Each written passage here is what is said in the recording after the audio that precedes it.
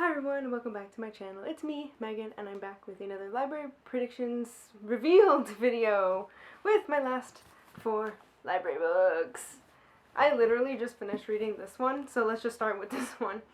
So the last I can read it in my head, but I cannot read it out loud.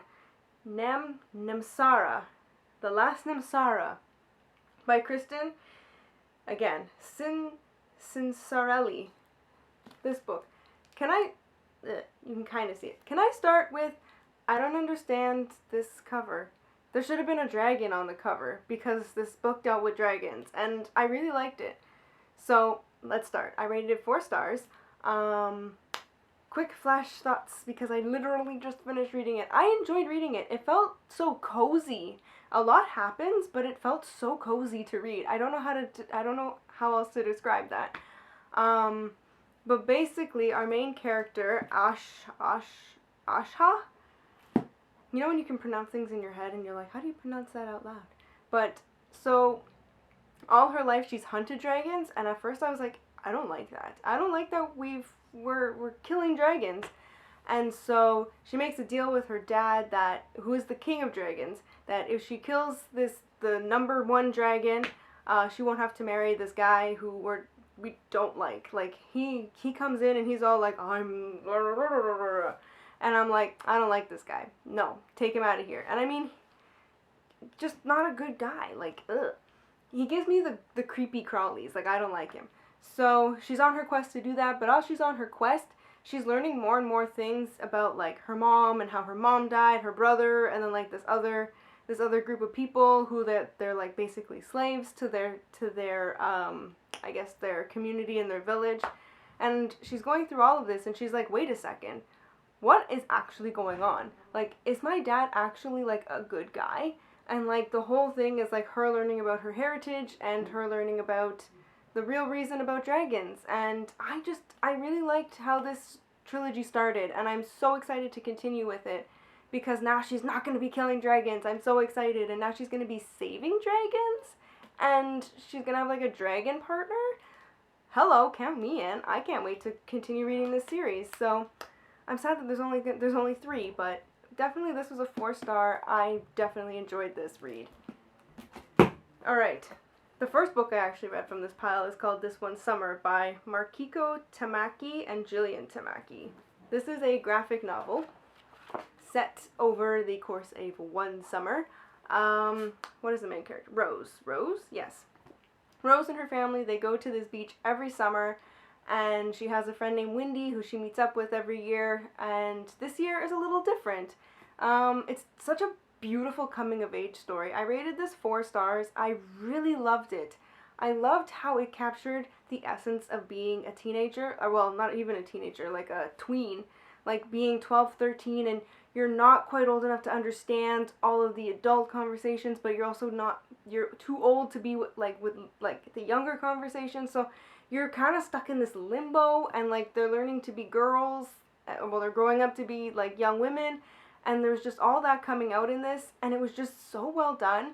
And then you have the undertone, there's all these really like interesting plots weaved in and out, so you've got like this heavy trigger warnings too, because this deals with miscarriage, teen pregnancy, teen suicide. Like, there's a lot going on in this book. It's so heavy, but it's also really light and uplifting. So I thought it was really good how like they interwove the story, the heavy adult stories in between all of like these 2 girls growing up and trying to figure everything out. I thought it was so well done, and like just the graphics are also super detailed. I just loved it. So it was a good 4 stars for me. The reason it's not 5-star is because I don't like the way it ended. It just kind of left it super abrupt to all the more adult themes. Like, it didn't really, I don't feel like it closed it off well enough for me. So I was like, I could have used a better solution or resolution as to, oh, they're fine. Like, after all of that's how you're gonna end. So that's why it was only a 4-star read. But I still highly recommend it. And it's really quick to get through. The next book I read was Dandelion by Jamie Che-Yoon Liu. This was nominated for Canada Reads 2023, longlisted. I rated this one also 4 stars. I was on a 4-star kick this library haul. this one is something that I'm not really, like, it wasn't something that I think about often. I mean, not, it's something that as a Canadian I don't think about because I was born here. I don't need to think about my citizenship. And this dealt with like Chinese Canadians and dealing with their citizenship and dealing with it's more of the older generation who were immigrating here, but I mean it probably still resonates to a lot of people who are still immigrating here. And it was just, I feel like it gave a voice to Chinese Canadians, and it was just a really interesting story about like becoming a mother and generational trauma, because like our main character, she's just about to become a mother, and her own mother left her at age 11, like just disappeared. She didn't die or anything, but she just disappeared, and she's like, well, what the heck? And so she's had to live with that for her entire life, and now that she's finally becoming a mother, it's kind of awoken this sense in her where she's like, I need to know what happened to my mother. And so she basically goes on this quest to find where her mother went, and that's basically this story. And it was just such a heartbreaking story. It was so raw and emotional, and I just thought it was so well written and so well done. Like, it's such a short book too, so you can get through it really quickly. You're like, it's not, I mean, it's not always sad, but I mean, I was flipping through, I was like, what happened to her mom? Like, what is going on? Like, I was just so enthralled by that storyline, and then just like her like trying to, because she's always been like, I'm Canadian, I'm not Chinese, I'm Canadian. And it was really interesting also to like her like find her culture. It was just so well, I definitely highly recommend this. It's so good. Alright, we saved the not so best for last. So my last book that I'm going to talk about is Need to Know by Karen Cleveland. I rated this 3 stars. Okay, don't get me wrong, this was a good book. It was a thriller mystery about a woman who's been working in the CIA under this Russian project where she's finding Russian spies, and one day she's researching on her computer. They're like, oh, we're so close to finding like 5 new people. Bam! One of the people on her computer screen that they find a photo of, her husband. Dun dun dun! I mean, not that suspicious, right? I mean, it's what it is, right? So basically the whole story ends up being she now has to figure out what she's going to do, because now her husband could be outed. They could go to jail for this information. She has no idea who she married. And it's like this whole unraveling of her marriage, and her job, and she doesn't know what she's going to do. And I mean, it's a good plot. It's great. Had me reading. I kept me reading. I read this in 2 days. Like, I was like, but gosh. Oh, man. Our main character, Vivian.